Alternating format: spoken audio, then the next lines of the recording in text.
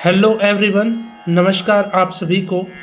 आज इस 320वें दिन के वीडियो में आप सभी का स्वागत है। आइए कुछ महत्वपूर्ण प्रश्नों को देखते हैं जो आने वाली संगीत की प्रतियोगी परीक्षाओं में पूछे जा सकते हैं। तो इस वीडियो को पूरा ज़रूर देखिएगा यदि आपको आने वाली प्रतियोगी परीक्षाओं की अच्छे से तैयारी करनी है तो। ठीक है, तो आइए आज का पहला प्रश्न देखते हैं। आज का पहला प्रश्न है, कौन सा गुप्त कालीन शासक वीणा बजाने के लिए जाना जाता है? तो समुद्रगुप्त जो है ये गुप्त काल के शासक हैं और वीणा बजाने के लिए जाने जाते हैं। दूसरा प्रश्न है, कल्याण थाट का आश्रय राग है। कल्याण थाट का आश्रय राग है यमन राग। यमन राग जो है ये कल्याण थाट का आश्रय राग है।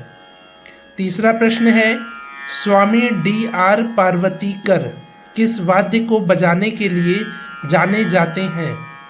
तो ये नाम है स्वामी डी.आर. पार्वतीकर। ठीक है, ये जाने जाते हैं स्वर मंडल वाद्य को बजाने के लिए। स्वर मंडल वाद्य को बजाने के लिए स्वामी डी.आर. पार्वतीकर जी जाने जाते हैं। चौथा प्रश्न है, मेंढ प्रधान राग है। कौन से राग में मेंढ जो होता है वो प्रधान होता है? तो मेंढ प्रधान राग है दरबारी कान्हड़ा राग। दरबारी कान्हड़ा राग मेंढ प्रधान राग है। पांचवा प्रश्न है, दरबारी कान्हड़ा राग का थाट है। दरबारी कान्हड़ा राग का थाट है आसावरी थाट। आसावरी थाट में ग ध नी स्वर कोमल लगता है और सभी स्वर शुद्ध प्रयोग किए जाते हैं। तो दरबारी कान्हड़ा राग का थाट है आसावरी थाट। ठीक है, इसके बाद छठवां प्रश्न है, उस्ताद हबीबुद्दीन खां का जन्म हुआ था। उस्ताद हबीबुद्दीन खां का जन्म हुआ था 1899 ईस्वी को अजराड़ा में। अजराड़ा में 1899 ईस्वी में उस्ताद हबीबुद्दीन खां जी का जन्म हुआ था। सातवां प्रश्न है, किस तबला वादक ने हज करने के बाद महफिल में तबला बजाना छोड़ दिया?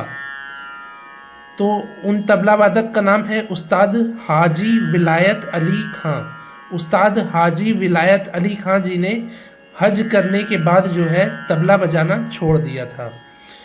हज करने के बाद छोड़ा था इसलिए ही इन्होंने अपने नाम के आगे हाजी लगाया है। ठीक है, तो हाजी यानी कि हज करने के बाद इन्होंने तबला बजाना छोड़ा था इसलिए इन्होंने अपने नाम के आगे हाजी लगाया है और इनका पूरा नाम है उस्ताद हाजी विलायत अली।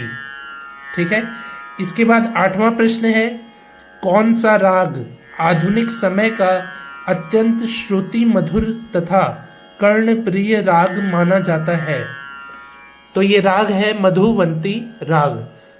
मधुवंती राग जो है ये अत्यंत श्रुति मधुर तथा कर्णप्रिय राग है आधुनिक समय का। ठीक है, इसके बाद नौवां प्रश्न है, किसे लखनऊ घराने का खलीफा माना जाता है? लखनऊ घराने का खलीफा माना जाता है मम्मू खां को। उस्ताद मम्मू खां जी को लखनऊ घराने का खलीफा माना जाता है। 10वां प्रश्न है, वायलिन को किस भारतीय नाम से जाना जाता है? वायलिन जिसमें 4 तार होते हैं उसको जाना जाता है बेला के नाम से। वायलिन जो वाद्य है उसको बेला के नाम से भारत में जाना जाता है। 11वां प्रश्न है, राग केदार का थाट है। राग केदार का थाट है कल्याण थाट।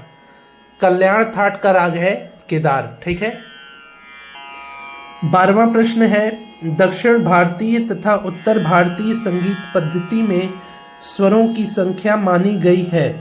दक्षिण भारतीय संगीत पद्धति यानी कि कर्नाटक संगीत पद्धति और उत्तर भारतीय संगीत पद्धति दोनों में स्वरों की संख्या मानी गई है 12।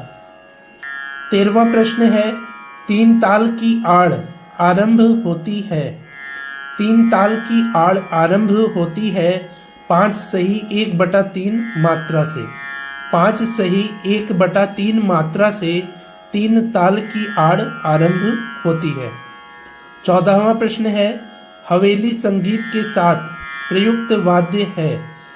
हवेली संगीत के साथ प्रयुक्त वाद्य है पखावज। पखावज वाद्य को हवेली संगीत के साथ बजाया जाता है। 15वां प्रश्न है, पंजाब घराने की वादन शैली के प्रवर्तक हैं? पंजाब घराने की वादन शैली के प्रवर्तक हैं कादिर बख्श जी। उस्ताद कादिर बख्श जी पंजाब घराने की वादन शैली के प्रवर्तक हैं। 16वां प्रश्न है, किस ताल के अंतर्गत होली विषयक पदों का वर्णन किया जाता है? तो धमार ताल के अंतर्गत जो है होली विषयक पदों का वर्णन किया जाता है।